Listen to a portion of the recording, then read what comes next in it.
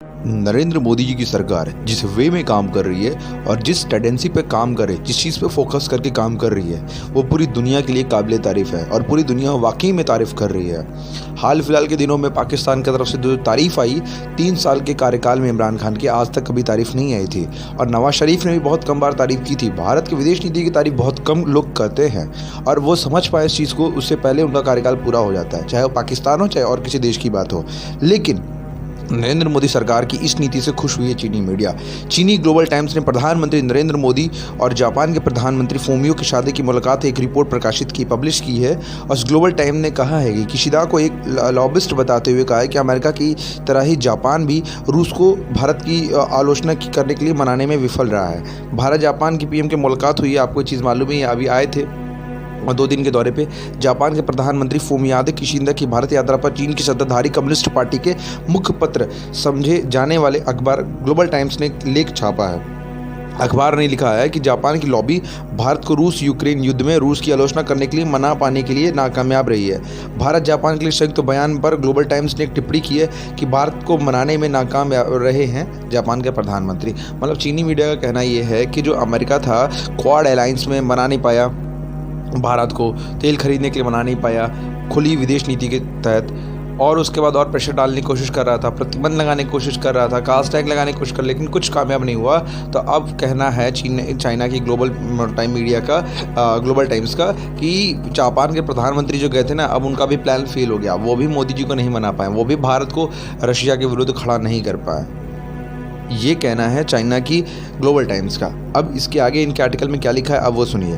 अखबार ने लिखा है कि क्वाड में अपने सदस्य देश भारत को मनाने में जापानी प्रधानमंत्री फूमियो किशिदा नाकामयाब रहे हैं। ग्लोबल टाइम्स की एक रिपोर्ट में लिखा है कि जापान के प्रधानमंत्री फूमियो किशिदा अपने भारतीय समकक्ष नरेंद्र मोदी के साथ बैठक के दौरान क्वाड साझेदारों अमेरिकी, जापान और ऑस्ट्रेलिया की तरह यूक्रेन संकट पर भारत को समान रुख अपनाने के लिए मनाने में विफल रहे हैं। बैठक के बाद जारी संयुक्त बयान में रूस का उल्लेख तक नहीं किया गया। रूस के खिलाफ प्रतिबंध लगाने की बात तो छोड़ ही दीजिए। क्वाड देश अमेरिका, ऑस्ट्रेलिया का जिक्र करते हुए ग्लोबल टाइम ने लिखा है कि जापान की तरह लॉबिंग अमेरिका और ऑस्ट्रेलिया की उम्मीदें खरी नहीं उतरी हैं। ये तीनों ही देश भारत को रूस की निंदा करने के लिए मना नहीं पाए हैं। भारत जापान के संयुक्त बयान पर क्या बोला है ग्लोबल टाइम्स, अब वो भी सुन लीजिए। मतलब संयुक्त बयान क्या होता है वो भी मैं आपको बता देता हूँ। जिन लोग पहली बार देख रहे हैं, मैं नहीं चाहता हूँ कि उनका कोई भी टाइम वेस्ट इस वीडियो पर आए, तो इन वीडियो पर ही सारी जानकारी उनको मिल जाए।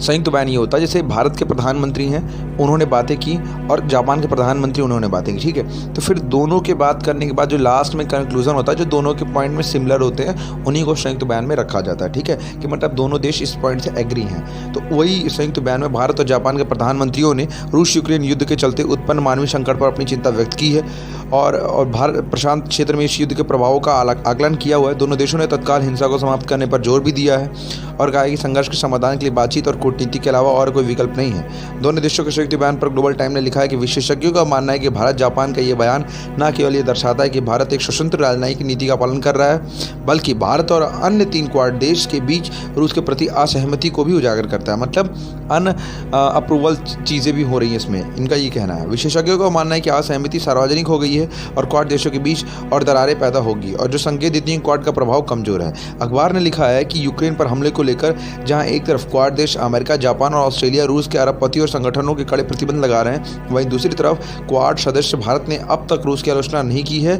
भारत बिना रूस का नाम लिए दोनों पक्षों से हिंसा रोकने की बात कहता है। भारत पर अमेरिका का दबाव भी है, वो रूस की निंदा करे, लेकिन अब तक भारत ने किसी मुद्दे पर निष्पक्ष रुख नहीं अपनाया है।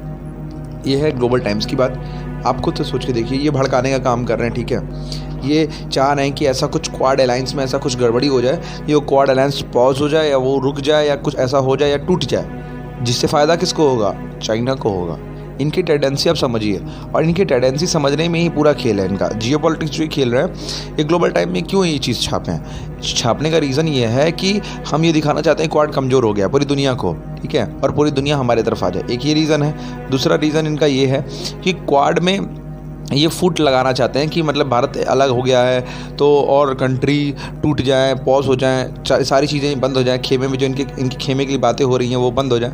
दूसरा पॉइंट ये है। तीसरा पॉइंट ये है कि भारत को रसिया के खिलाफ उतारने में चीन भी अपना समर्थन दे रहा है, पूरा भरपूर तरीके से दे रहा है। चौथा पॉइंट ये है कि अभी जो रशिया यूक्रेन मैटर में हो रहा है उसमें भारत बचता हुआ दिख रहा है। इन्होंने ये बात कही है, तो भारत ने कभी बचा नहीं। भारत ने रूस के राष्ट्रपति व्लादिमीर पुतिन से ही बात की है, भारत ने यूक्रेन के राष्ट्रपति व्लादिमीर जेलेंस्की से ही बात की है, तो भारत कहाँ बच रहा है? बचना तो उसको कहते हैं ना कि हम किसी एक सेवरल पॉइंट पे अपने आप को रोक लें, हम बात ही ना करें दोनों में से। जहाँ तक वोट देने की बात है, भारत ने वोट किया ही है, ICC में वोट कर ही दिया रूस के खिलाफ, और भारत ने यूएन में तो आपने भी, चाइना ने भी वोट नहीं किया था, लास्ट में खुल के ओपन वोट किया है। तो यही सारी चीज़ें हैं। चाइना उकसाने की राजनीति कर रहा है और चाइना को कोई मतलब नहीं होना चाहिए इन सारी चीज़ों से। क्यों? क्योंकि चाइना कभी नहीं चाहता है कि भारत कभी आगे बढ़े, और भारत की जो डिप्लोमेसी अब चल रही है, विदेश नीति अब चल रही है, स्वतंत्र रूप से फ्री होके हम अपने एक्शंस और अपने फैसले हम ले सकते हैं। इस चीज़ से चाइना मतलब नाखुश है और ये सोच रहा है कि कैसे ऐसा कर ले रहा है भारत अमेरिका की नहीं सुन रहा है, भारत जापान की नहीं सुन रहा है, भारत इतने बड़े देश के आ रहे हैं भारत में, ये सारी चीज़ें तो खटक रही हैं और ये सारी चीज़ों का ही इसको मलाल है। और इन सारी चीज़ों का अब ग्लोबल टाइम्स हो चाहे वहाँ का खुद फॉरेन मिनिस्ट्री कुछ नहीं कर सकता, क्योंकि भारत बहुत उभरती हुई ताकत के रूप में पूरी दुनिया में आ रहा है।